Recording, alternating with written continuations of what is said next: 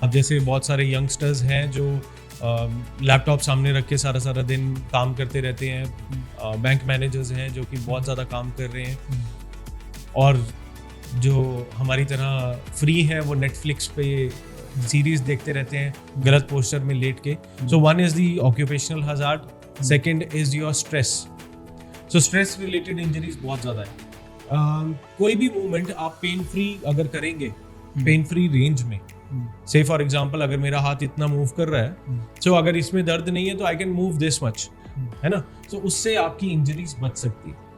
Stop using the regular patterns. जैसे आपने बोला कि हम बैठे ही रहते हैं, सो वो अगर आप चेंज करेंगे, सिंपल एक मोबिलिटी वॉक का रूटीन भी बना लेंगे, then that can also help you.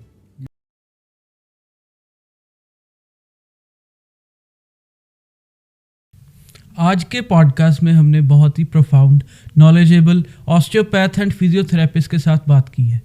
उनसे हमने जाना बहुत ही कॉमन एलिमेंट्स जैसे बैक पेन क्यों होती है, कैसे होती है एंड उनकी रेमेडीज़ क्या हैं.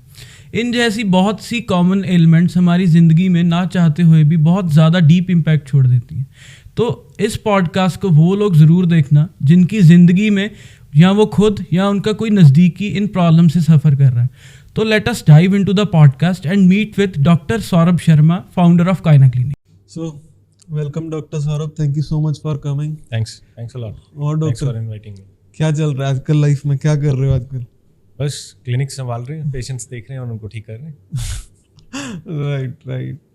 और पहले आपकी पर्सनल जर्नी से ही शुरू करते हैं. ओके. क्यों फिजियोथेरेपी या osteopathy? If I start from the scratch itself, like it is by the chance, ना चॉइस नहीं था. क्योंकि जब आप बायोलॉजी लेते हैं 11th एंड 12th में, तो आपका मेन गोल यही होता है कि पीएमटी क्लियर करना है, एमबीबीएस में जाना है और डॉक्टर बनना है. बस एक वही आपका गोल होता है.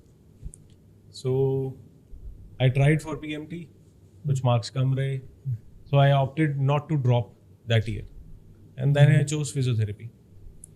Starting at that particular time in 2002 हमारे को इतना नॉलेज नहीं था कि फिजियोथेरेपी होती क्या है बेसिकली. सो धीरे धीरे जब हम पढ़ने लगे और by the end of 4th year I got to know more about physiotherapy and the miracles what we can do. क्या क्या हम चमत्कार कर सकते हैं इससे, कैसे पेशेंट्स को ठीक कर सकते हैं. देन फिर now it's become passion. So that was my basic interest और journey to opt for physiotherapy. Then gradually जब आप ग्रो करते हैं, then you get more options, क्योंकि इट इज सेम लाइक मैं यूजुअली वीडियो गेम का एक ऑप्शन देता हूँ कि जब आप एक एक लेवल अप करते जाते हैं तो आप नए नए गैजेट्स अपने साथ रखते जाते हैं to conquer the new level. So osteopathy is a new feather to the hat. It is a new modality जिसके साथ और अ न्यू ट्रीटमेंट प्रोटोकॉल जिसके साथ हम पेशेंट्स को बहुत ज़्यादा आराम दे सकते हैं. सो physiotherapy, my journey started in 2003 to 2008, and then the osteopathy is from 2015 to 2017. So that was like a new feather, a new treatment modality to give relief to my patients. That was the whole thing. तो osteopathy का कोई अलग course होता है या कुछ? Osteopathy का बिल्कुल अलग कोर्स है, फिजियोथेरेपी से बिल्कुल अलग कोर्स है. बेसिकली ये हॉलिस्टिक अप्रोच है जिसमें ट्रीटमेंट के डिफरेंट मेथड्स हैं और कंडीशंस को कैसे एड्रेस करना है. वो टोटली थोड़ा सा फिजियोथेरेपी से डिफरेंट है, बट हाँ हम दोनों को इंटीग्रेट करके पेशेंट को ट्रीट कर सकते हैं. ओके. तो जैसे आपने अभी ऑस्टियोपैथी एंड फिजियोथेरेपी में दोनों में क्या फ़र्क है? देखिए, फिजियोथेरेपी इज़ बेसिकली, दोनों में सिमिलरिटीज़ पहले बताता हूँ फिर फ़र्क बताऊँगा. सिमिलरिटीज़ ये हैं कि हम एक छोटे से बच्चे से लेके एक बड़े बुजुर्ग तक हर एज ग्रुप का इलाज कर सकते हैं. सेकंड, फिजियोथेरेपी का बेसिक काम ये होता है कि जो आपको इंजरी से पहले जो आपका स्टेटस था, एक फिजियोथेरेपिस्ट का वो काम होता है कि आपको उस लेवल पे दोबारा पहुंचाए आफ्टर आपकी इंजरी हुई हो, आपकी सर्जरी हुई हो, या कोई भी चीज़ जिसकी वजह से आपकी मोबिलिटी रुक रही है, उस चीज़ को ठीक करने का काम और आपको सोसाइटी में दोबारा फिट इन करने का काम फिजियोथेरेपिस्ट का होता है. So basically they help you to rehabilitate or to rejoin the society with full of your functions which are you are doing before injury status. जो आपका प्री इंजरी स्टेटस था उससे पहले के लेवल पे आपको पहुंचाना. Osteopathy is an holistic approach, वो बॉडी को एक यूनिट की तरह देखती है। एंड उसमें भी एक इम्पॉर्टेंट प्रिंसिपल है जो फिजियोथेरेपी के साथ कॉमन है, इज कि अगर स्ट्रक्चर आपका ठीक है तो आप फंक्शन प्रॉपरली कर पाओगे।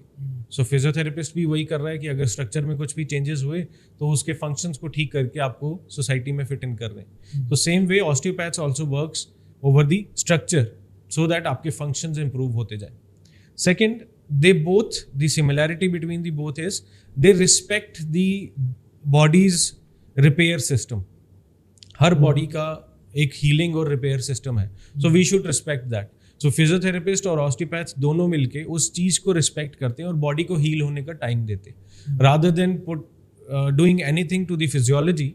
जैसे मेडिसिन ले लेते हैं हम कभी कभी, सो उससे क्या होता है कि एक एंजाइम को डाउन करेंगे या हार्मोनल लेवल को इंक्रीज करेंगे सो दैट आप उनकी बॉडी की फिजियोलॉजी से प्ले करते हो। But in physiotherapy you treat the joint and you give body the time to heal. So आप बॉडी को रिकवर होने का टाइम देते हो। That is what is the miracle in these two fields. And physiotherapist जो है उसे osteopath होना भी ज़रूरी है? ऐसा ज़रूरी नहीं है। इफ़ यू जैसे मैंने स्टार्टिंग में आपको बोला कि it is a new feather to your hat, है ना।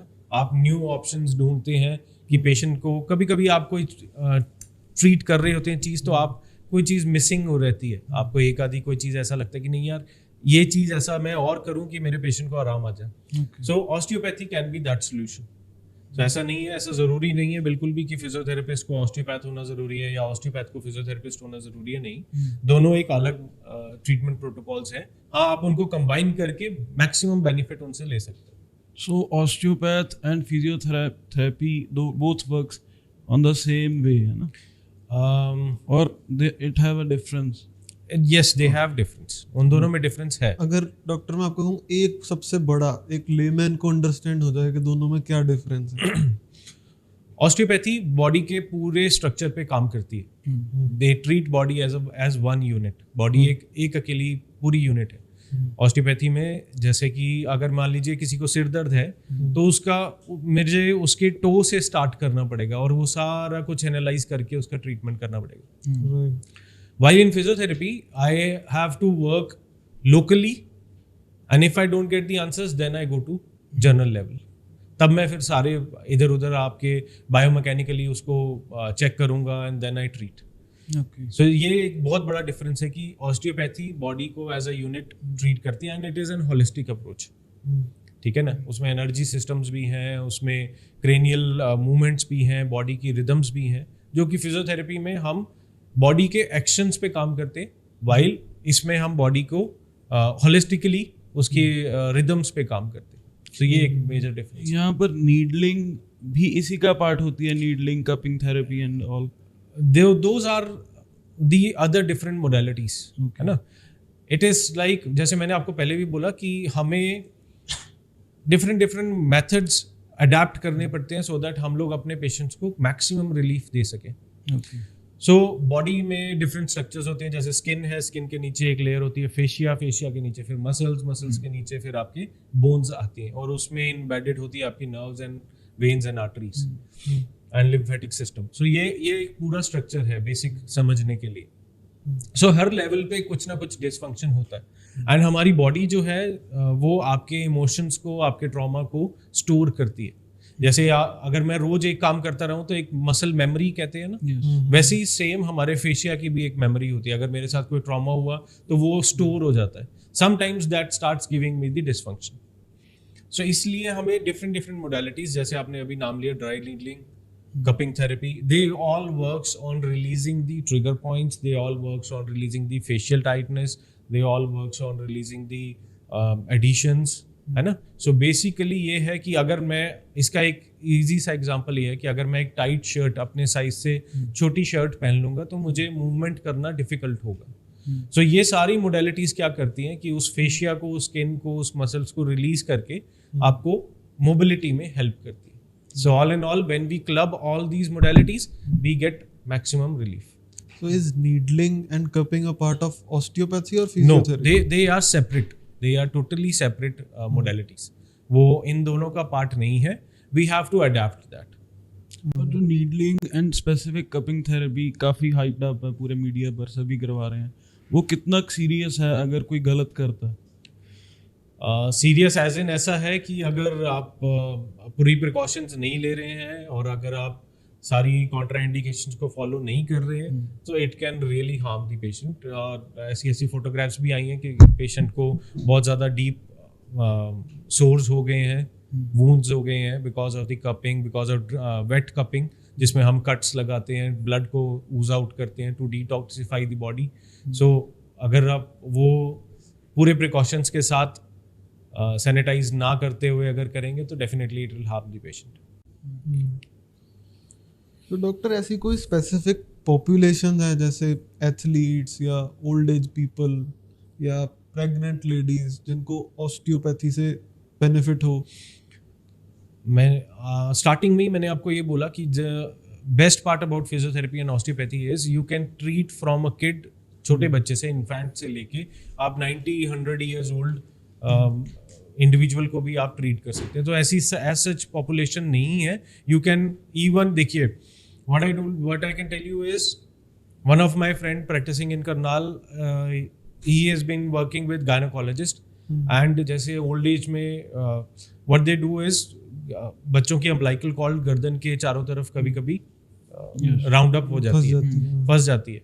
सो they are turning baby inside the womb itself with the help of ultrasound and with the supervision of gynecologist.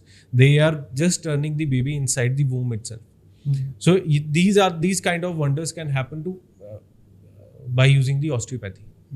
So as such population नहीं है, but हाँ, every time whenever you are using any modality, it is simply with the phone also. अगर आप phone ज़्यादा use करेंगे, है ना, आई के पास रखेंगे तो वो आपको harm करेगा, है ना।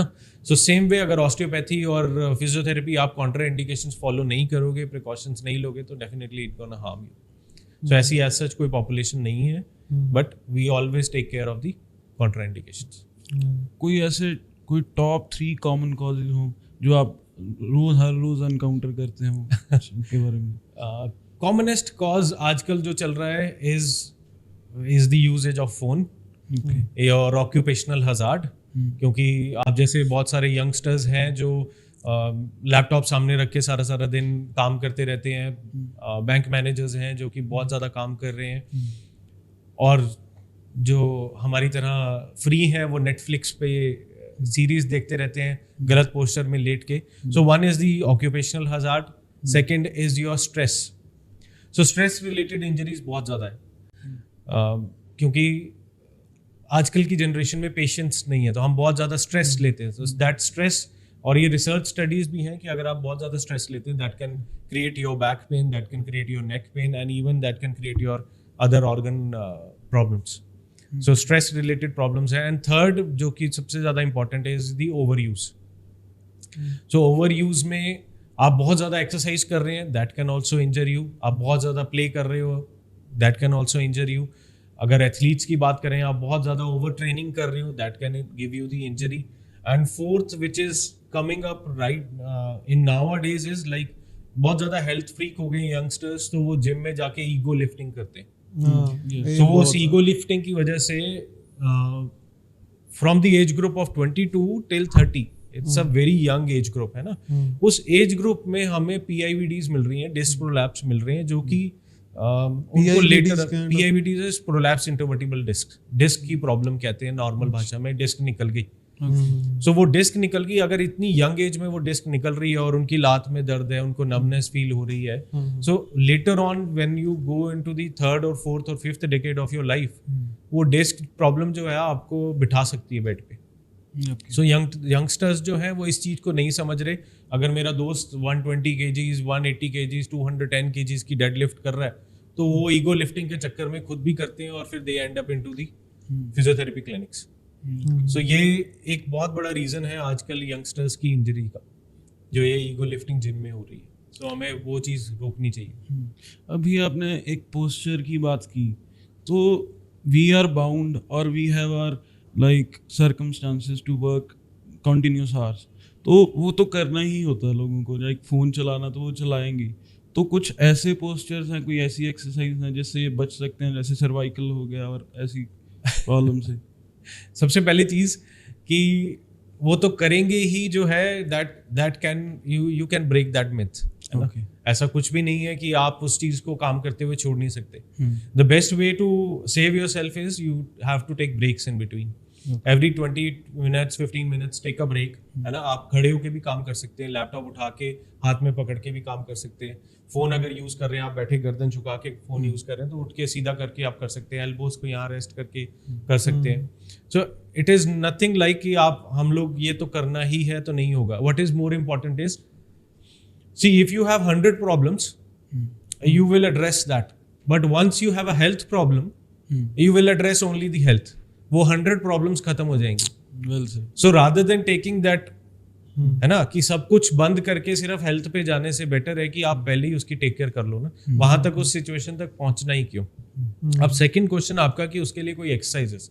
सो एक्सरसाइजेस ये हैं कि कोई भी मूवमेंट आप पेन फ्री अगर करेंगे, पेन फ्री रेंज में, से फॉर एग्जाम्पल अगर मेरा हाथ इतना मूव कर रहा है, सो अगर इसमें दर्द नहीं है तो I can move this much, है ना? सो उससे आपकी इंजरीज बच सकती है. Stop using the regular patterns. जैसे आपने बोला कि हम बैठे ही रहते हैं, सो वो अगर आप चेंज करेंगे, सिंपल एक मोबिलिटी वॉक का रूटीन भी बना लेंगे, then that can also help you. Doctor, सबसे सही पोस्चर सोने के लिए क्या है? ऐसा मैंने बड़ा सुना है, उल्टा पुल्टा लोग सो जाते हैं, कोई बाजू पे सो जाते हैं और इंजरीज हो जाती हैं. आपके हिसाब से बेस्ट पोस्चर क्या है, या अवॉइड किसे करना चाहिए, कौन से पोस्चर? देखिए, मैं best posture is the comfort you have while sleeping, है ना? क्योंकि स्लीप इज दैट टाइम जिसमें आपकी बॉडी रिपेयर करती है एंड रीजनरेट करती है. सो अगर आप उसमें यही ध्यान रखोगे कि मैंने इस तरफ करवट लेनी है, मैंने उस तरफ करवट लेनी है, मैंने सीधा ही सोना है, मैंने उल्टा नहीं सोना, सो आप सारी रात सो ही नहीं पाओगे. So better is in whatever way you are comfortable, you just sleep in that. जो सबसे मोस्ट इम्पॉर्टेंटली जो आपको अवॉइड करनी होती है पोजीशन, दैट इज योर, कि आप पेट के बल सोना, उल्टा सोना नहीं सोना, वो बंद करना है, वो अवॉइड करना होता है. उसमें क्यों? क्योंकि जब आप उल्टा सोते हैं तो गर्दन कंप्लीटली रोटेट करती है, बिल्कुल एंड रेंज में पहुंच जाएगी. और एंड रेंज में अगर आप किसी भी चीज को, अगर आप एक रबड़ को भी पूरा एंड प्लास्टिक लिमिट तक स्ट्रेच करोगे तो लास्ट इज वो ब्रेक करेगी. सो सेम वे अगर आप नेक को कंप्लीट रोटेट करके आप उल्टा सो रहे हैं पेट के बल, so that will cause problem in your neck. So इसलिए उल्टा अवॉइड करते हैं, क्योंकि बहुत सारे स्ट्रक्चर्स हैं जो ब्रेन में जा रहे हैं. फिर वो अगर आप उल्टा सो के उठते हैं तो usually you will get headaches, you will get heaviness in your head. So उल्टा सोने वाला पोस्चर अवॉइड करना चाहिए. सभी व्यूअर्स देख लीजिए, this is a very important tip. उल्टा सोना बंद कर दो. उल्टा सोना बिल्कुल अवॉइड करें.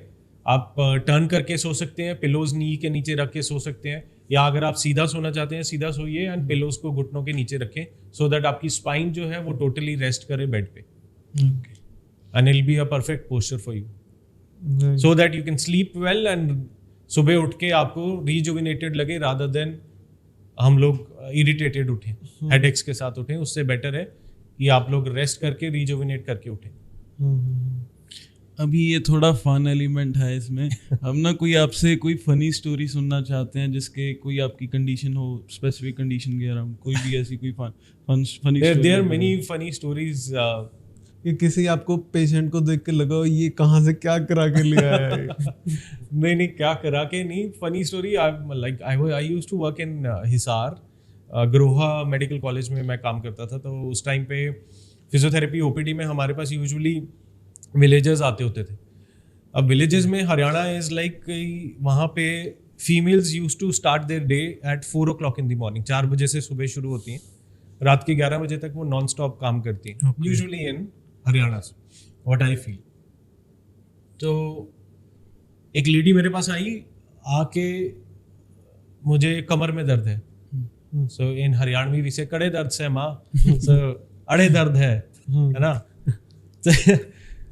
So we checked her, मैंने उसको सारा असेस किया, चेक किया, and I didn't find a single problem. मतलब मूवमेंट करने को बोला तो पूरा झुक गई आगे, पूरा पीछे हो गई, साइड में बेंड हो रही है, कोई प्रॉब्लम ही नहीं है. चलो, शी वाज सेइंग मुझे प्रॉब्लम है. सो आई स्टार्टेड ट्रीटिंग हर. 1 दिन ट्रीट किया, 2 दिन ट्रीट किया, आराम है नहीं, आराम है ही नहीं. सो आराम नहीं है, मतलब I am doing everything and मुझे कुछ मिल भी नहीं रहा कि मैं जिसको ट्रीट करके ठीक करूं। एंड जनरली सारा कुछ हमने चेक कर लिया। I have taken the consultation from my seniors also कि यार कुछ चीज ऐसी होती है कि मैं तो नहीं मिस कर रहा कहीं, एंड दे सेड नहीं यार you are doing perfectly okay, protocol is perfectly fine. Then third day with her उसके हस्बैंड और उसकी सासू माँ रोज आते थे ट्रीटमेंट के लिए, मतलब उसके साथ उसको लेके। अच्छा। तो तीसरे दिन मैंने उनको बोला कि आप ना वहाँ बाहर जाके दूर जाके बैठ जाओ, मुझे इनसे कोई बात करनी है। और जब मैंने उनसे बात करी तो उसने मुझे बोला डॉक्टर साहब मुझे कहीं दर्द नहीं है। मेरी सास मुझसे बहुत ज्यादा काम कराती है, अच्छा। इसलिए मैं रोज उसको बोलती हूँ मेरी कमर में दर्द है, कमर में दर्द बोलती हूँ तो मुझे 6 घंटे की छुट्टी मिल जाती है। तो इसलिए मतलब वो दर्द का बहाना बना के हमारे पास आती थी। एंड 4 days उसने हमारा सब लोगों का, हम लोग सारे परेशान थे कि यार ये ठीक क्यों नहीं हो रही हम लोग से। द सेकेंड इंसिडेंस वाज एक पुलिस वाले थे, तो उनकी ड्यूटी क्रिमिनल्स के साथ थी। उन्होंने कोई जेल में बंदा पकड़ा होगा, उसको नीचे बिठाया स्क्वाट पोजीशन में और जोर से लात मारी। लात मारने के बाद घुटने में जर्क लग गया। अब वो चलते फिरते, सीढ़ियां चढ़ते, बैठते उठते, कोई दर्द नहीं है। और वो आके कहते हैं डॉक्टर साहब मुझे कहीं दर्द नहीं है, किसी भी चीज में दर्द नहीं है, भाग भी लेता हूँ मैं, 800 मीटर भाग रहा हूँ रोज, सुबह जॉगिंग कर रहा हूँ, साइकिलिंग कर रहा हूँ, कोई प्रॉब्लम नहीं है। एक ही टाइम पे प्रॉब्लम आ रही है। मैं कहा कब? कहते जब वो बंदा बैठा होता है मैं उसको लात मारता हूँ ना तभी प्रॉब्लम। अब उसकी लात, मैंने उसको बोला, मैं कहा यार लात क्यों मारनी है आपने, बंद कर दो लात मारनी। कहता नहीं मजा तो उसी में ही है। कहता लात मारने में जो मजा है ना, वैसे ऐसे बिठा के ऐसे लात मारने में तो वो नहीं बंद हो सकता। So these kind of cases usually comes to us। ऐसे बहुत सारे, बट अभी यही रखते हैं। तो सर आप अपने वर्क और अपनी लाइफ को कैसे बैलेंस करते हो? आप अपनी फिटनेस को कैसे ध्यान देते हो इतने बिजी शेड्यूल में? भाई पहले सर ने कहा था सर फ्री है नेटफ्लिक्स वालों, सब झूठ है सर, बहुत बिजी है, 3 क्लिनिक्स चलाते हैं, बहुत टॉप क्लास डॉक्टर हैं। तो सर आप बताओ आप क्या करते हो? Yeah, there are other works also I usually do, but I feel what makes me happy is working। अगर मैं सारा दिन बिजी हूँ, काम कर रहा हूँ, तो मुझे उसी से ही हैप्पीनेस फील होती है, एंड वही that is the only Mantra for health. Second is I prefer walk. So and usually सारा दिन जितना हो सके, जब टाइम मिले, जब मौका मिले, उतनी वॉक कर ली। I don't follow a particular schedule कि नहीं जी मुझे सुबह 15 मिनट ही वॉक करनी है या शाम को आधा घंटा वॉक करनी ही करनी है। ऐसा नहीं है, समटाइम्स आप लोग उस शेड्यूल को फॉलो नहीं कर पाते, बट जब भी आपको टाइम मिले, कार दूर पार्क करो, पैदल चल के आओ, है ना। आप अपने इंस्टीट्यूट में ही 4 राउंड्स ले लो, आपको अगर वहाँ से बाहर निकलने का टाइम नहीं मिल रहा। सो preferably start doing walking. Second thing, drink lot of water according to your body. So 8 to 10 glasses is sufficient for an individual. So at least उतना आप maintain करें, चाहे गर्मी हो चाहे सर्दी, at least उतना maintain करें। electrolytes maintain करें, है ना। हफ्ते में 2 या 3 दिन नारियल पानी पी लीजिए। एंड ऑल्सो जो मैंने अभी रिसेंटली आफ्टर कोरोना फील किया, और आजकल बहुत ज़्यादा चल रहा है चिकनगुनिया एंड डेंगू का बहुत ज़्यादा प्रॉब्लम चल रही है, लोगों को बहुत ज़्यादा पेन्स हैं, उसके बाद जॉइंट पेन्स, मसल पेन्स रह रहे हैं। So start including cut down the carbs. जो आपके पराठे हैं उनको थोड़ा सा कट डाउन कर दो, खाना बंद ना करो क्योंकि हम लोग नहीं कर सकते, मैं भी नहीं करता, बट आप कट डाउन करके प्रोटीन ऐड ऑन करिए अपनी बॉडी में, क्योंकि आपका मसल, आपके एंजाइम्स, आपके हार्मोन्स, आपके इम्यूनोग्लोबुलिन्स, बॉडी में मोस्टली जितने भी स्ट्रक्चर हैं, protein is the building block. ऐसा हमने पढ़ा है सबने और सबको पता है, protein is the building block, and that is the major thing which is deficient in our diet. हम लोग प्रोटीन यूजुअली खाते ही नहीं। जो नॉन वेजिटेरियंस हैं, though they are taking protein, but vegetarians usually they don't take protein as much. So अपनी diet में proteins add करें, and micro nutrients also, vitamin B12, vitamin D3 and calcium. And calcium के बहुत आजकल अभी recently बहुत ज़्यादा famous हो गया, वो फूल मखाने होते हैं वाइट कलर के, आजकल बहुत ज़्यादा फेमस हो गया क्योंकि हम इंडिया एक्सपोर्ट करने लग गया उसको। सो वो एक बहुत एनरिच सोर्स है कैल्शियम का। अच्छा, सो वो भी आप लोग खाना शुरू करें. So these are the things which I am following and I recommend कि आप लोग सब लोग इस चीज़ को फॉलो करें. I have heard somewhere like जो कैल्शियम है, अकेला कैल्शियम अगर खाते हो may be it is not advisable. That's why I told you micronutrients, vitamin B12, vitamin D3, ये सब इम्पोर्टेंट है. अगर D3 नहीं मिलेगा बाहर, D3 का only best source is the sunlight, और हम लोग बाहर नहीं निकलते. ओके. सुबह तो बिल्कुल उठते ही नहीं है, है ना, और शाम सारी अपने ऑफिस में ही हो जाती है. सो मॉर्निंग की धूप और इवनिंग, ढलती हुई धूप और निकलती हुई धूप, ये दोनों बेटर हैं विटामिन डी के सोर्सेज के. अदरवाइज आप अगर दोपहर को निकल रहे हैं तो वो दो, that will harm your skin rather than giving you vitamin D. जो बोन्स हैं वो कैल्शियम से बनी होती हैं क्या, कुछ और होता है? लाइक अगर हम कैल्शियम खाकर सोचते हैं हमारी बोन डेंसिटी बढ़ नहीं, ऐसा नहीं है. कैल्शियम खाकर नहीं, बॉडी को कैल्शियम एब्जॉर्ब करने के लिए बहुत सारी चीज़ें चाहिए. बॉडी ऐसा नहीं है आपने कैल्शियम खाया तो एकदम से एब्जॉर्ब कर ली. उसको ब्रेक डाउन करके react, there are many reactions going on in the body and then it get absorbed. So ये नहीं है कि ये मतलब ये बहुत एक ऐसा है कि अगर बोन्स वीक हैं तो सिर्फ कैल्शियम खाते रहो. नहीं, उसका कोई फ़ायदा नहीं होगा, उसका नुकसान ही होगा. And second important thing is calcium की भी एक रिकमेंडेड डोजेज है. वो ऐसा नहीं है कि आपको और विटामिन डी की भी 60,000 IU यूनिट की हमें एक टैबलेट मिलती है, हफ्ते में एक शॉट लो और ख़त्म. नहीं, बॉडी की daily requirement is 400 to 600 mg of vitamin D, उसके साथ कैल्शियम, सभी दोनों मिलके एब्जॉर्ब होंगे बॉडी में. अगर आप एक सब्स्टिट्यूट ले रहे हो दूसरा नहीं ले रहे हो तो वो एब्जॉर्प्शन नहीं होगी, और उतनी ही क्वांटिटी में लेनी ज़रूरी है. अगर हम बहुत ज़्यादा ले रहे हैं तो बॉडी जितना ज़रूरी है उतना लेगी, बाकी एक्सक्रीट आउट कर देगी, तो उसका कोई फ़ायदा नहीं है. ठीक है. मैंने कहीं सुना जैसे ये बोन्स 12 एलिमेंट से बनती हैं, मैग्नीज, ये अलग अलग करके ऐसे. Micronutrients includes the electrolytes also. मैं बस ये जानना चाहता हूँ जैसे ग्रीन लीफी वेजिटेबल्स हैं, इनकी इम्पोर्टेंस भी है बोन्स को स्ट्रॉन्ग करने के लिए? हाँ जी, उसमें बहुत सारे ये इलेक्ट्रोलाइट्स अवेलेबल हैं, मेटल्स अवेलेबल हैं, तो आपको वो ग्रीन लीफी वेजिटेबल्स खानी चाहिए. प्लस उसमें बहुत सारे विटामिन भी हैं, जैसे ब्रोकली है, ब्रोकली में आपका विटामिन B12 मिल जाता है. ठीक है कि नहीं. और आपकी ग्रीन चिली है, विटामिन C होता है उसमें मैक्सिमम, हम लोग खाते ही नहीं है यूजुअली, है ना. पहले लोग सैलड में ग्रीन चिलीज खाते होते थे, अब नहीं खाते, छोड़ दिया खाना. तो ऐसी बहुत सारी चीज़ें हैं, पीज हैं, है ना, बहुत मतलब आपकी स्पिनच है, उसमें आयरन होता है.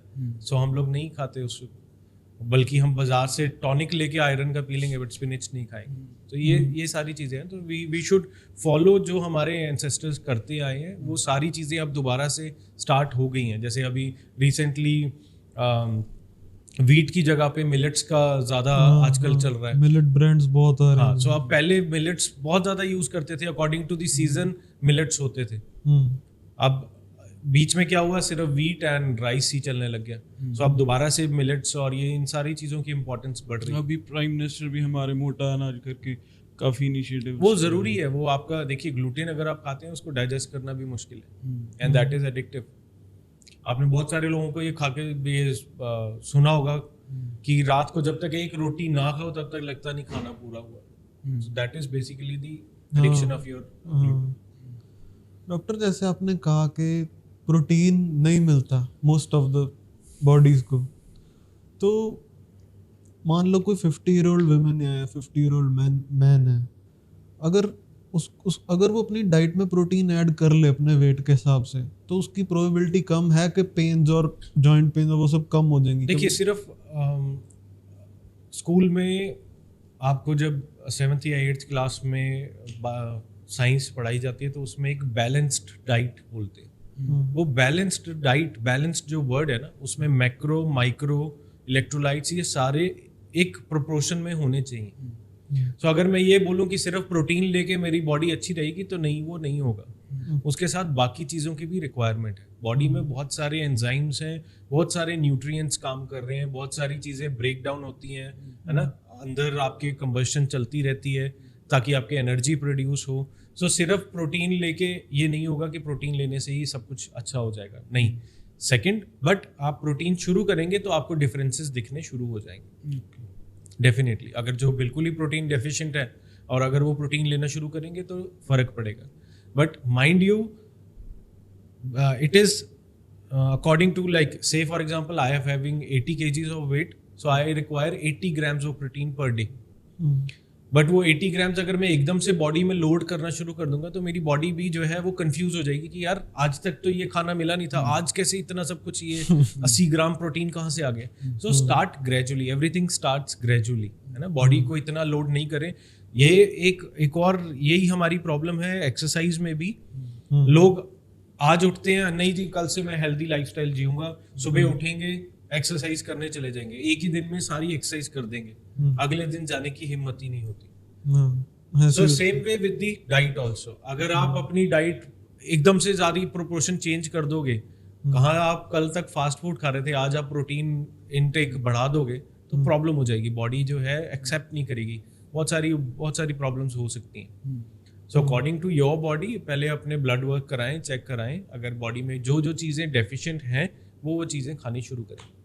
अगर प्रोटीन आप बिल्कुल भी नहीं लेते तो एटलीस्ट से, जैसे मैंने अपना एग्जांपल लिया 80 kg, so 80 grams, start with 30 to 35 grams और 40 grams of protein in a day. धीरे धीरे उसको बढ़ाते जाएं gradually with in a month, time span of 45 days और 3 months. ठीक है, तो वो आपको फायदा देगा. अगर आप एकदम से लोड करेंगे तो वो नुकसान करेगा. अभी काफ़ी लोग एडवाइस करते हैं अगर आप एडल्ट हो चुके हो तो आपको मिल्क की ज़रूरत नहीं है. तो क्या मिल्क नेसेसिटी है अभी अगर हम एडल्ट, अगर मैं बात करता हूँ अपनी, तो बहुत सारी स्टडीज़ ऐसी हैं, सॉरी मैंने आप जल्दी स्टार्ट कर दिया. बहुत सारी स्टडीज़ ऐसी हैं जो कि कहती हैं कि मिल्क लेना ही नहीं चाहिए. एनिमल फूड्स जो है वो बॉडी डाइजेस्ट नहीं करती. So you have other supplements also for it, है ना. मैंने जैसे बताया फूल मखाना है. The only reason why you take milk is for the calcium. बचपन से हम सोचते हैं कैल्शियम, हड्डियाँ स्ट्रांग होंगी, दूध पियो. सो उसकी जगह पे और बहुत सारे ऑप्शंस हैं आपके पास, सो आप वो खा सकते हैं, है ना.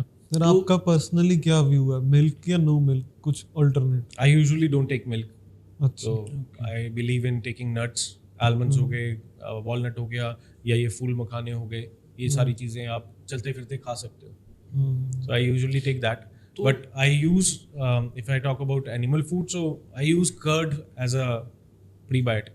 वो मैं ज़रूर लेता हूँ. तो मिल्क के जो हम 9 अमीनो एसिड्स होते हैं, लाइक अलग अलग चीज़ें होती हैं, होलिस्टिक एक बैलेंस्ड डाइट है मिल्क अपने आप में. तो ऐसा भी कोई सब्स्टिट्यूट है कि हम उसे क्यों नहीं लेते, क्यों अवॉइड करते हैं? क्योंकि बच्चे भी देख रहे होंगे ये पॉडकास्ट, तो हम उनको कैसे समझाएं? वो कॉम्प्लेन वगैरह वगैरह ऐसे चलता है. अभी तो सोशल मीडिया पे कॉम्प्लेन की भी वाट लगा रखी है एक बंदे ने, है ना. उसने बताया कि उसमें वो सब्स्टिट्यूट्स है ही नहीं. Sorry for taking the name, I hope brands won't edit sue me, है ना. तो ये मतलब आजकल आपको वो प्योर मिल्क नहीं मिल रहा. आप देखें जो कितनी पॉपुलेशन है, वी आर 140 करोड़, है ना, 140 प्लस. सो इतने लोग दूध पीना चाहते हैं, तो गायें इतना दूध कैसे देगी? मतलब आप ये सोचो ना, इतने मिल्क प्रोडक्ट्स कैसे आएंगे? So they are getting injections, hormonal injections, estrogen injections लगते हैं, तब उनकी मिल्क की सप्लाई इंक्रीज होती. That is harmful for us. तो आपको वो जरूरी नहीं है ना कि जो दूध आप पी रहे हैं या फिर उसमें अडल्ट्रेशन नहीं हो रही. कितनी सारी चीजें आजकल अडल्ट्रेटेड दिख रही हैं हमें, कि वो मिल्क कोई चीज घोल के, सर्फ इवन आपके डिटर्जेंट्स घोल के मिल्क बना रहे हैं, कोई फिनाइल घोल के मिल्क बना रहा है, पता नहीं कितनी सारी चीजें ऐसी आ रही हैं. तो आप जरूरी नहीं है कि जो आप मिल्क पी रहे हैं वो सही हो. ठीक है, अगर अडल्ट्रेटेड नहीं है मिल्क तो कंज्यूम करना चाहिए. अगर मैं एडल्ट हूँ जैसे, तो हमें करना चाहिए, एटलीस्ट करना चाहिए. If you have no other option then you can, and if you can digest milk then you can definitely consume it. ने पहले हमें डिस्कशन में बताया कि भी आप जॉब करते थे पहले, तो recently you became an entrepreneur. कैसे रिस्क लेने, क्या मोटिवेशन फैक्टर क्या था? हमें पहले तो अपनी जॉब की प्रोफेशनल जर्नी का ओवरव्यू दे दो. आप कहाँ से कहाँ चले और कहाँ पहुँचे अभी? आफ्टर कंप्लीटिंग माई बैचलर्स मैं दिल्ली गया. दिल्ली में जॉब करी फॉर 1.5 year. फिर मेरे मेंटर थे सर, उनके साथ गाइडेंस में पटियाला वापस आया, कोलंबिया एशिया ज्वाइन किया. देन फिर आगे मास्टर्स परस्यू करी. Then I started academic career. पहले क्लिनिकल्स चल रहा था, फिर एकेडमिक में गया. फिर अप्रॉक्सीमेटली 5 years बच्चों को पढ़ाया, फिजियोथेरेपी से रिलेटेड सब्जेक्ट्स टीच करे. Then again I switched to और क्लिनिकल साथ साथ में चल रहा था part time. Then I switched to research.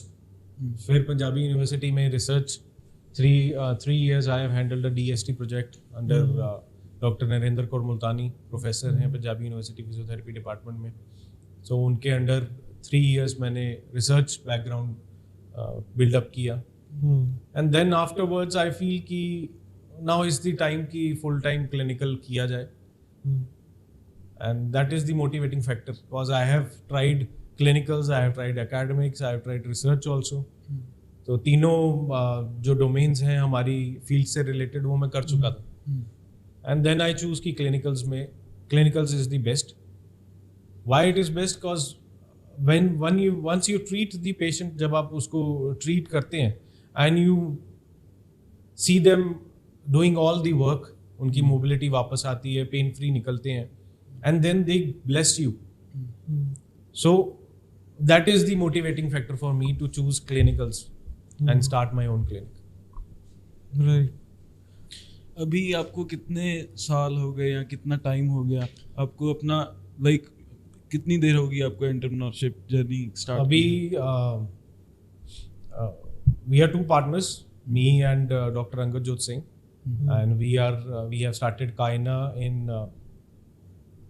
15th October 2021.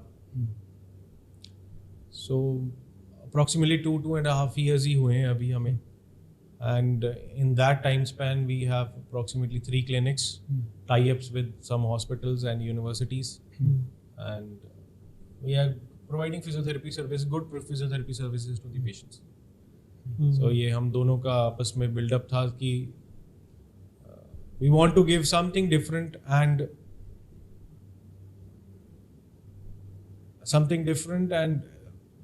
reasonable to the patient, so that they can afford and they can get quality treatment from us. So that is the basic aim behind opening or establishing Kaina. आपके जो आपका centre है या clinic है वहाँ पर सभी बच्चों से लेकर बड़े सभी का they can be treated there all ना? Yes. Okay. They can be treated. We have physiotherapy, osteopathy and chiropractic unit downstairs, and then we have an Kaina Kids where we particularly treat the pediatric patients, those special childs or those who are having developmental problems or any other physical ailments they are having. We address that in Kaina Kids. So it is there in the same center. Everywhere, like in Rajpura and Samana also we have this specialty. Doctor, मैंने सुना आपके पास India के famous sports persons भी आते हैं treatment लेने. हाँ जी, recently last year in December miss Harmilan Bains आई थी. शी वाज अभी उन्होंने 2 सिल्वर मेडल्स लिए एशियन गेम्स में. So we were lucky to rehabilitate her in and helped her to overcome her post surgical issues. So उनकी जो स्ट्रेंथनिंग वगैरह थी और जो सारा प्रॉब्लम्स थी वो हम लोगों ने एड्रेस करके ट्रीट करके उनको रिहैबिलिटेट किया and she has performed well. So we by using your platform I even want to congratulate her for her winning streak, and we wish her so that she'll take gold medal for India and ऐसे ही हमारी country को proud करते रहे. The second is para athletics में है हमारे Yasir Mohammad. he is a shot put player. so उन्होंने भी recently अभी bronze medal जीता. so ऐसे करके बहुत सारे players हैं जिन्होंने those who have performed well. आपका डॉक्टर मोटिवेशन, आप किसको एडमायर करते हो आप लाइफ में कि भाई ये है? आप एंटरप्रेन्योर बनना चाहते हो या मोर प्रोफेशनल डॉक्टर बनना चाहते हो या दोनों बनना चाहते हो?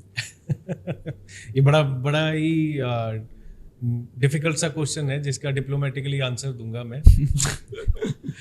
तो there is a quote I usually say to my students. मैं अपने जो भी मेरे बच्चे होते हैं या जो भी मेरे साथ सीखने हैं या जो मेरे साथ काम कर रहे हैं उनको मैं ये बोलता हूँ, be a good human to be a good physio. So entrepreneurship, physiotherapy, physiotherapist और एज अ डॉक्टर आप तब बनोगे जब आप एक बहुत अच्छे इंसान हो।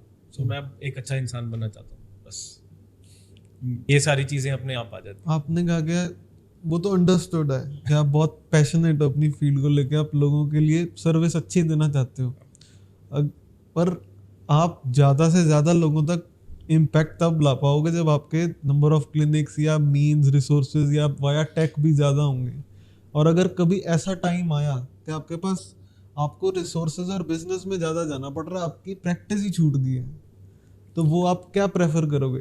पर एक तरफ है कि इम्पैक्ट ज़्यादा है उस तरफ। देखिए समटाइम्स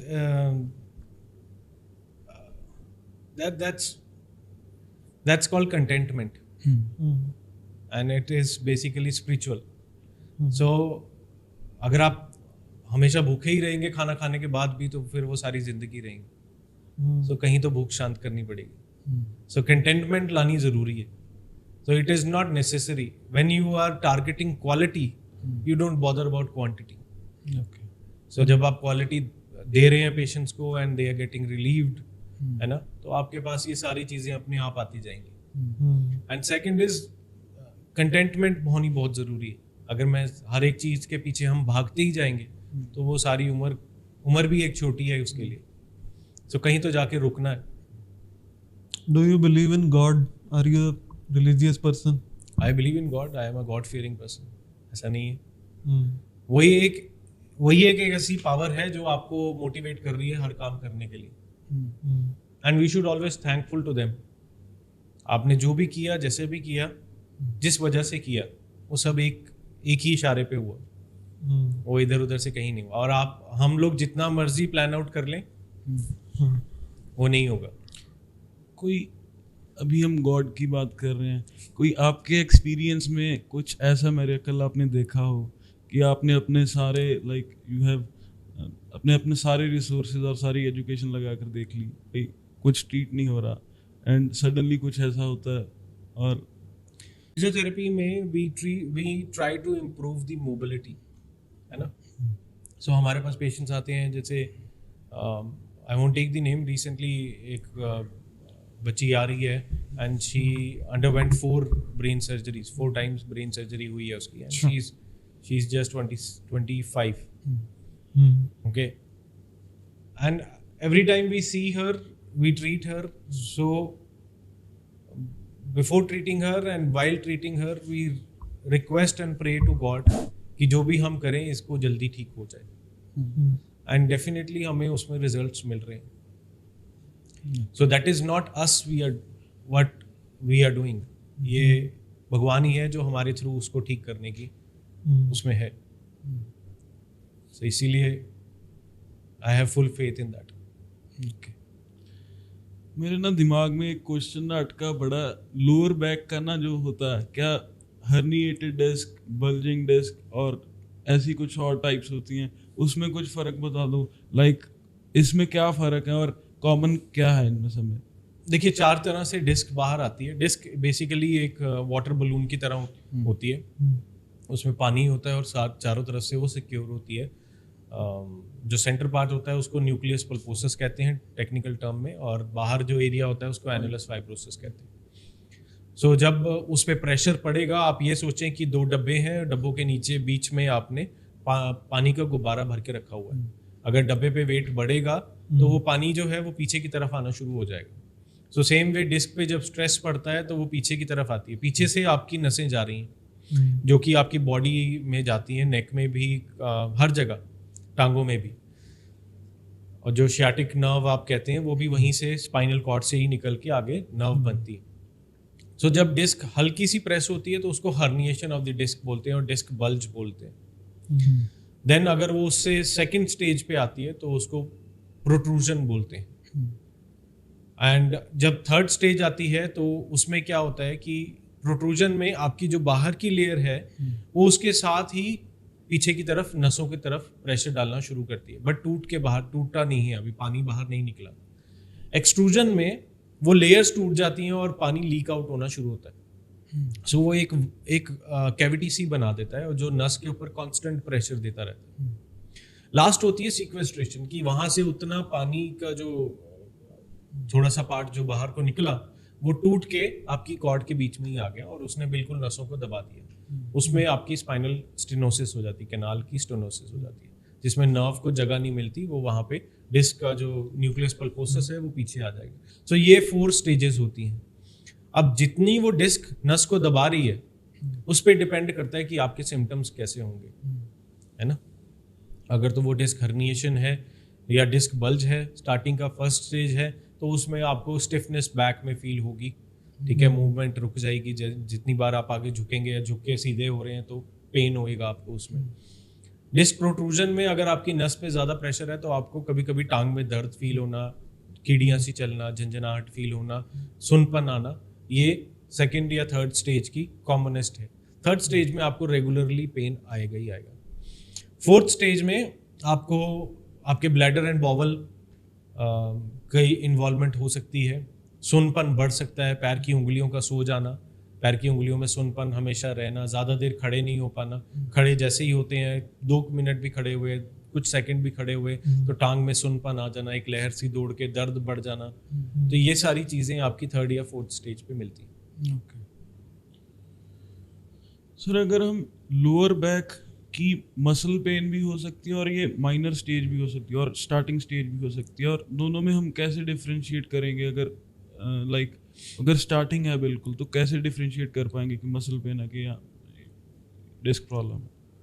देखिए, अगर तो आपकी नर्व इन्वॉल्व हो रही है, आपको लात में दर्द आ रहा है, बहुत सारी चीज़ें हमें डिफरेंशिएट करनी पड़ती हैं स्ट्रक्चर के अकॉर्डिंग।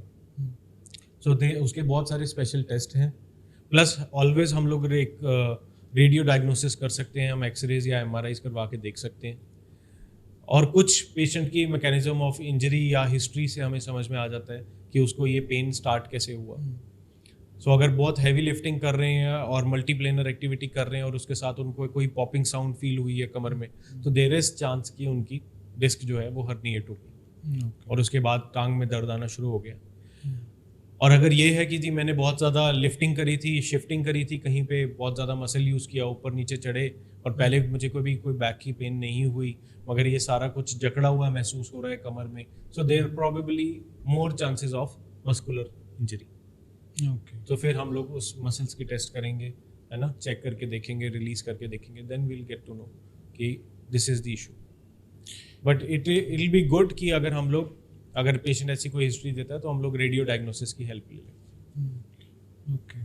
एंड एक कॉमन प्रॉब्लम है जो टेल बोन का पेन होना, और है ना, वैसे अगर बैठे रहते हैं लॉन्ग आवर्स तो टेल बोन पेन होती है, तो उसे या तो अब पहले अवॉइड कैसे करें, अगर हो जाता है तो उसे क्योर कैसे करें? देखिए, अवॉइड करने का स्टार्टिंग में ही मैंने आपको बोला कि अपने पोस्चर्स चेंज करते रहें। अगर आप किसी भी स्ट्रक्चर को, छोटा सा एग्जांपल लेते हैं कि अगर मैं सोफे पे ज़्यादा देर, हम लोग सोफे के गद्दे पे ही ज़्यादा देर बाहर रखें तो वो गद्दा भी वहाँ से दब जाता है। So it is our body. अगर हम ज़्यादा देर बैठे रहेंगे और एक ही जगह पे वेट आता रहेगा, so it will definitely create pressure on that area, उससे इन्फ्लेमेशन बढ़ेगी, पेन बढ़ने के चांसेस है।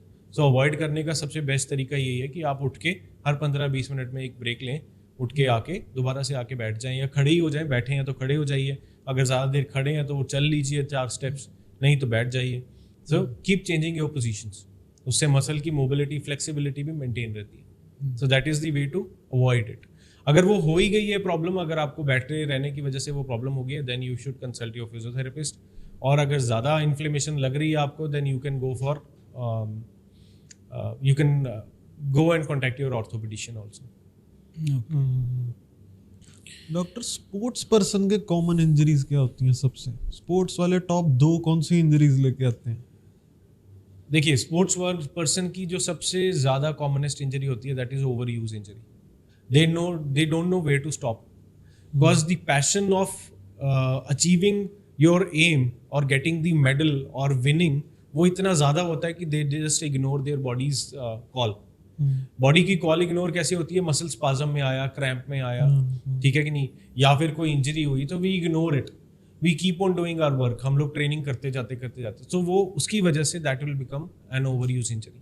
सो over use injuries are common in sports. पीछे हमने भी देखा था शायद सोशल मीडिया पे, वही आपका जो ईगो लिफ्टिंग करते करते लोगों के मसल मतलब टीयर लाइव, मतलब पता लगता क्या उनका हुआ। वो बेसिकली ये है कि when you are ignoring your body's call. देखिए pain is not bad, pain जो है वो बॉडी की एक कॉल है कि भैया रुक जाओ, आपको ये चीज गलत कर रहे हो, बट हम लोग उसको इग्नोर करते हैं, we keep on doing our work, that is bad. तो you should know where to stop. और आपको उसको मैं यूजुअली अपने पेशेंट्स को ये बोलता हूँ कि वी शुड रिस्पेक्ट इंजरी। अगर इंजरी हुई है तो उसको एक पर्टिकुलर टाइम लगेगा और बॉडी को भी हील होने में टाइम लगेगा, सो हमें उतना टाइम देना चाहिए। कोई भी चीज़ फास्ट फॉरवर्ड में नहीं होती। सो इसलिए स्पोर्ट्स में अगर आपको whenever you are not feeling good कि आपको ये रेपिटेशन करते हुए आपको लग रहा है कि मेरे मसल को कुछ भी हो सकता है, stop that repetition there and then, rather than आपको उसको इंजरी बना के आप 6 महीने बैठ जाएं, उसको उससे पहले ही रोक लीजिए। और सर लाइक हम अपने लिए एक राइट फिजियोथेरेपिस्ट कैसे चूज करें?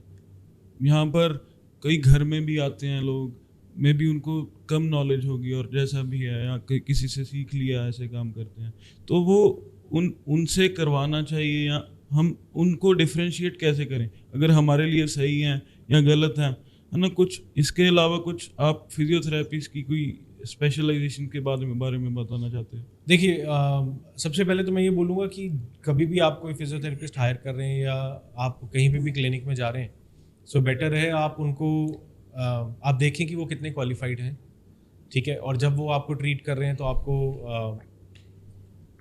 आपको उसके साइड इफ़ेक्ट्स तो नहीं हो रहे, कोई कॉन्ट्रा इंडिकेशंस को इग्नोर तो नहीं कर रहे, आपकी बात अच्छे से सुन रहे हैं कि नहीं सुन रहे। सो ये सारी चीज़ें हैं जो आपको हेल्प करेंगी क्लासीफाई करने में कि मुझे इनके पास जाना चाहिए कि नहीं जाना चाहिए। डॉक्टर आपने पहले बताया कि फिजियोथेरेपिस्ट बनने के लिए पहले बैचलर्स फिर मास्टर्स, उसके बाद कई लोग पीएचडी भी करते हैं। सपोज बैचलर्स कर ली, मास्टर्स कर ली, उसके बाद एक फिजियोथेरेपिस्ट एवरेज क्या अर्न करता है अगर वो जॉब में है? अगर वो जॉब में है तो देखिए there are many conflicts going on, government के साथ बहुत कुछ चल रहा है, so they are earning good, but physiotherapist को जॉब डिपेंडेंट होना नहीं पड़ता। Physiotherapy is self employed course. अगर आपके पास स्किल है, आप पेशेंट को ट्रीट कर सकते हैं, तो आपको कहीं पे भी जॉब करने की जरूरत नहीं। You can open your own clinic, you can work freelancer और you can teach the students, so they start from good handsome salary. अगर आप बॉल पार्क फिगर दे दो हमारी ऑडियंस को, दैट विल बी बैड, क्योंकि अलग अलग जगह पे अलग अलग है, बहुत सारे एम्प्लॉयर्स अलग अलग पेमेंट कर रहे हैं। सो ये बॉल पार्क करके एक एग्जैक्ट फिगर देना मुश्किल है, बट ये है कि they definitely get, if they are self employed, they are getting good, they are earning good salaries, good amount of money. 6 figure salary है। हाँ चल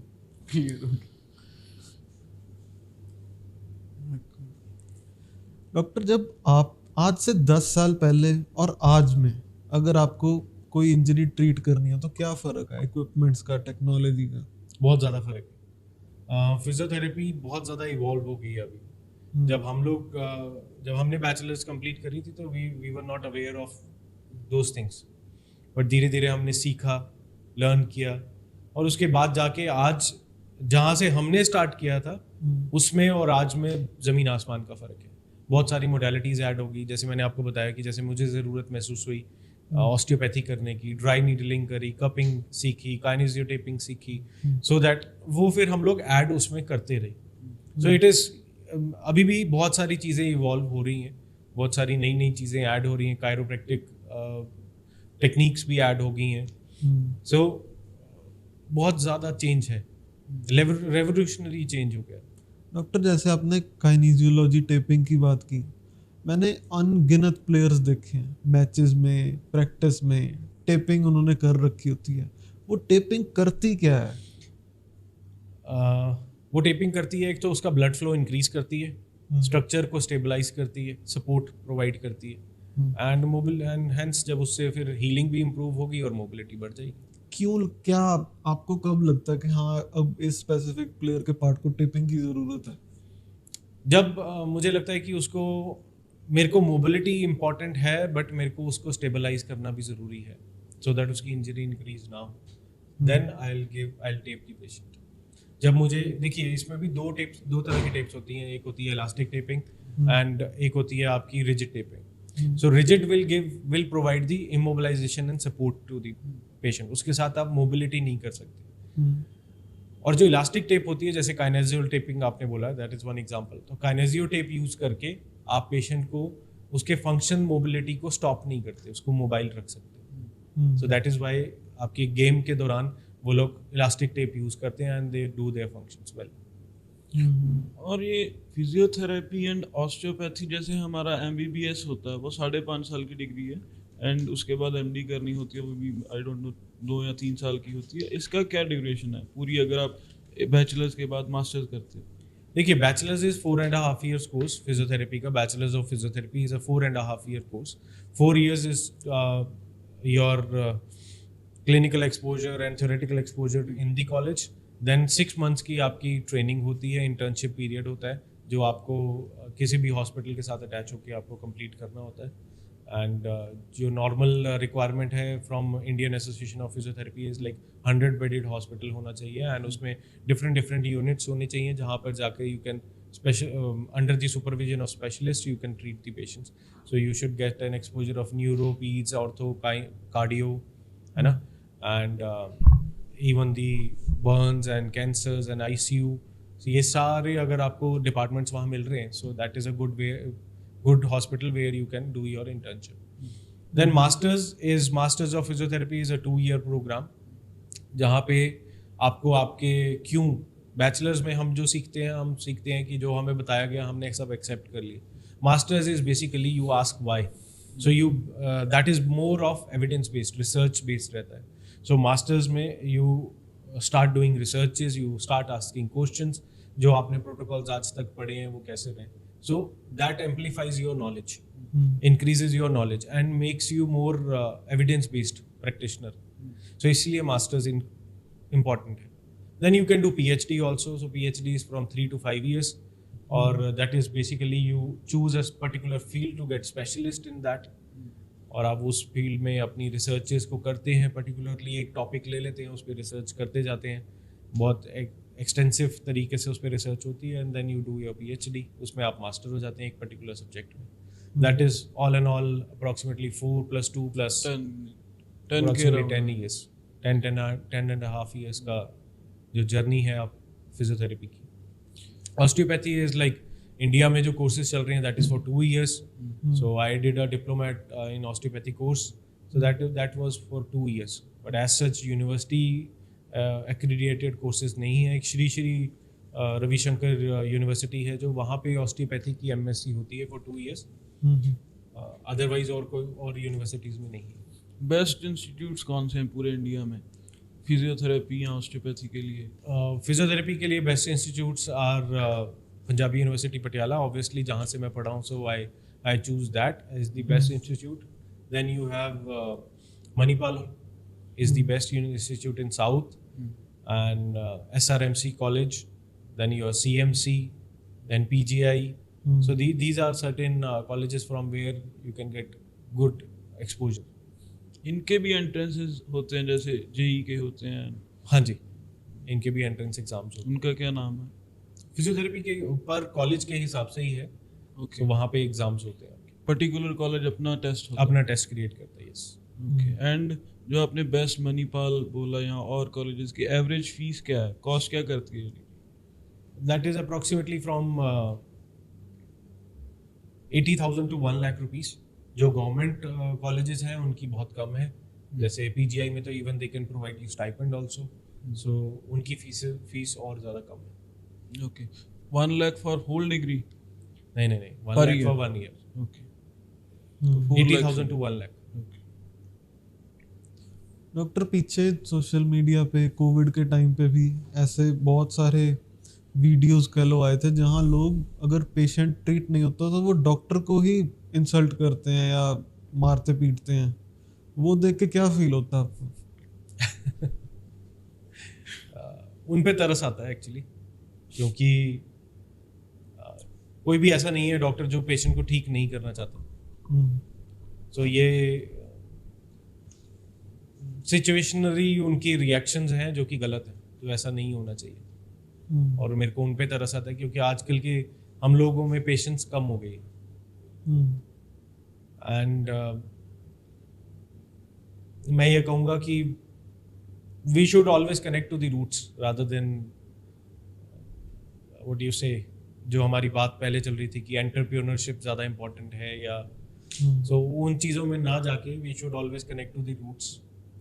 सबने ऊपर जाके जवाब तो देना ही, तो इसलिए तो सर एक लास्ट कॉमन क्वेश्चन है, टैप वाटर अच्छा है या फिल्टर्ड वाटर अच्छा है? टैप वाटर ज़्यादा अच्छा है क्योंकि उसमें इलेक्ट्रोलाइट्स हैं. बट ये है कि टैप वाटर आ कहाँ से रहा है वो ज़्यादा ज़रूरी है. उसका रिसोर्स जो सोर्स है वो अगर ठीक है तो फिर कोई प्रॉब्लम नहीं है, फिर टैप वाटर भी अच्छा है. ओके. जो हमारा कॉमन ट्यूबवेल से यहाँ पर हमारी मोटर से पानी आता है तो वो हम डायरेक्टली कंज्यूम कर सकते हैं अगर उसकी ग्राउंड लेवल पे जाके वो कर रहे हैं, पानी आ रहा है तो आप कर सकते हैं. अगर सुपरफिशियली है तो definitely that will be impure. ये मैंने क्वेश्चन इस वजह से पूछा है क्योंकि कॉमनली बोला जाता है अगर फिल्टर्ड वाटर पीते हो तो आपकी बोन्स को हार्म होता है, तो ऐसी कुछ सच्चाई है इस बात में? नहीं, देखिए जितने भी फिल्टर्स लगे स्टार्टिंग में, पहले फिल्टर सिर्फ इसलिए लगे थे कि इम्प्योरिटीज़ रोकनी है. अब अल्टीमेटली जो आरओज आप लोग यूज़ कर रहे हैं उसमें वो लोग यूवी रेज भी डाल रहे हैं, अल्कलिनिटी भी इंक्रीज कर रहे हैं, फिर उसमें कॉपर भी आ रहा है. So you are already getting that water from the ground. So why you want to use it, मतलब एक्सटर्नल यूज क्यों करना है उसको, है ना. सो इसीलिए धीरे धीरे, बट अगेन जो पहले चीज़ मैंने बोली कि आप हर एक चीज़ बॉडी को धीरे धीरे यूज़ करें. एकदम से आप अगर आज छोड़ के कल से टैप वाटर यूज़ करेंगे तो डेफिनेटली पेट खराब होगा ही होगा क्योंकि बॉडी को आदत नहीं है. सो रोज का एक एक ग्लास ऐड ऑन करते जाए एंड वंस यू फील, धीरे धीरे करके वो 10 ग्लासेस जो हैं वो सारे टैप वाटर हो जाएंगे. तो ये नेसेसरी है अभी अब टैप वाटर में शिफ्ट करें हम? करना चाहिए. ओके. मेरी राय ये है, मैं खुद at least 3 to 4 glasses tap water use कर रहा हूँ. बोन्स के लिए बेनिफिशियल होता है? Not particularly bones, overall overall body में बहुत सारे एलिमेंट्स चाहिए. कायना को लेकर डॉक्टर आपका क्या विजन है अगले 10 इयर्स में? अपने वेंचर को कहाँ देखते हो आप, क्या अकम्प्लिश करना चाहते हो? From day one, we were 4 minds. What I say here, I really want to mention me, Angad, Dr. Pradeep, Dr. Raghuveer. So हम लोग चारों का मिशन और विजन यही है कि हम इसको एज अ ब्रांड आगे लेके जाएं. और जो हमारा मेन मोटो है कि क्वालिटी मेंटेन करते हुए पेशेंट को मैक्सिमम रिलीफ प्रोवाइड करें. इसको फॉलो करते रहें आगे तक. And growth for me doesn't mean having 20 to 50 clinics all over the India, all over the world. That is not growth for me. Growth is if I am treating 10 patients in a day, 100 patients in a day, so out of those 100, 98% patients will say yes, we are getting relief, we are getting benefited from this particular institute. That is growth for me. And I know that 100% you cannot give, 100% result you cannot give. Every time there is 1 or 2. So that's why I said 95 or 98%, 99% patients जो है हमें अच्छे results मिले और उनका pen खत्म हो. So that is my main target in next 10 years. कि हम अपनी क्वालिटी को इतना अच्छा improve कर दें कि maximum relief patients को दे सकें, maximum patients को दे सकें. तो सर एक अगर हम एक 12th क्लास में कोई मेडिकल कर रहा है तो आप उनको क्या एडवाइस करते हो अगर वो फिजियोथेरेपी या इस फील्ड में आना चाहता है?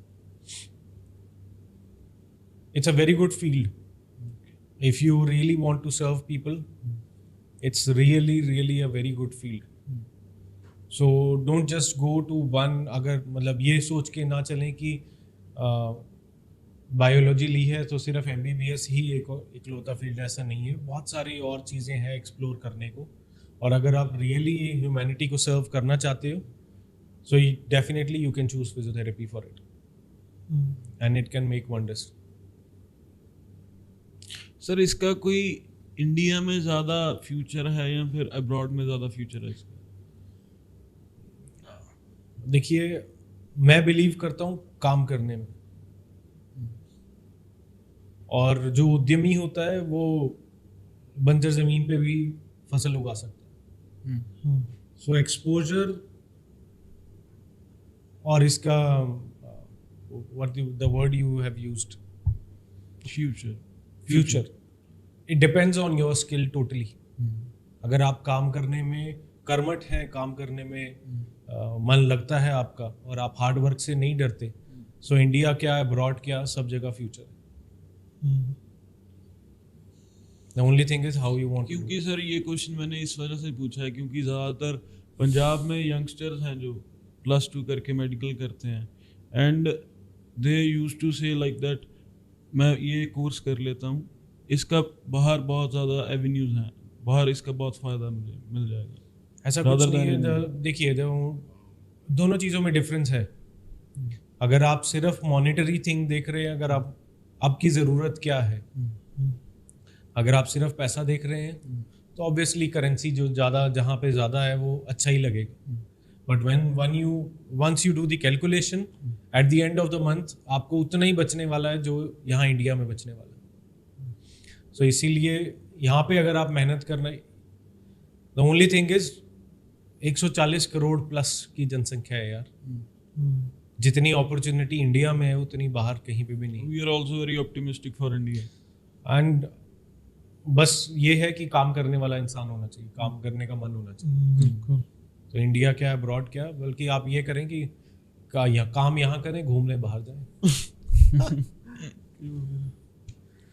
तो thank you so much doctor, आज हमारी ऑडियंस को बहुत सारा इंसाइट आपने बेहतरीन तरीके से दिया। थैंक यू सो मच, काफ़ी सारी मिथ्स और बर्निंग क्वेश्चंस जो लोगों के हैं सबको क्लियर किया। Thank you so much doctor. हमें भी सर बहुत सीखने को मिला यहाँ पर। मेरी अपनी प्रॉब्लम भी थी जो मैंने डिस्कस किया आपके साथ, कुछ कॉमन प्रॉब्लम थी तो वो सारी लाइक सभी को आपके रिलेट कर रहे थे, हम खुद भी रिलेट कर रहे थे, सभी को आपने एड्रेस किया प्रॉब्लम्स को, तो इससे काफ़ी ज़्यादा सोसाइटी को बेनिफिट। स्पाई वाइवा हो गया मेरा मतलब। चलिए, thank you so much, thanks for inviting me. Thank you so much. And I hope जो भी इंफॉर्मेशन दी है आपके व्यूअर्स को अच्छी लगे एंड कोई मिसकंसेप्शंस क्रिएट ना हो। But always whatever problem you have, just go to your specialist first rather than taking your decisions or taking any treatment on your own. एक बारी डॉक्टर हमारी ऑडियंस को बता दीजिए, अगर कोई आपको विजिट करना चाहता है किसी प्रॉब्लम के लिए तो कहाँ आए और कैसे अप्रोच करें? We are at DLF Colony, Tripadi, S34, Kaina Physiotherapy Clinic. That is near to Dukh Nivaran Sahib Gurdwara. अगर आप सरहंद रोड पे जा रहे हैं तो आपको easily you can reach there. So Kaina is the name, Kyna. You can search it on Google, and that is the place where you get maximum relief from your pains. Thank you. और ये location sir की Patiala city में लोग जो रहते हैं, ये पटियाला के लिए है, समाना एंड राजपुरा के लिए once you Google KYNA Kyna Rajpura and Samana आपको लोकेशंस मिल जाएंगी। राजपुरा में सिंह सभा गुरुद्वारा साहब की मेन रोड पे है एंड समाना में तीरापंथी धर्मशाला के जस्ट अपोजिट कायना फिजियोथेरेपी समाना स्टेटेड है। Right. Thank you so much doctor, it was nice having you.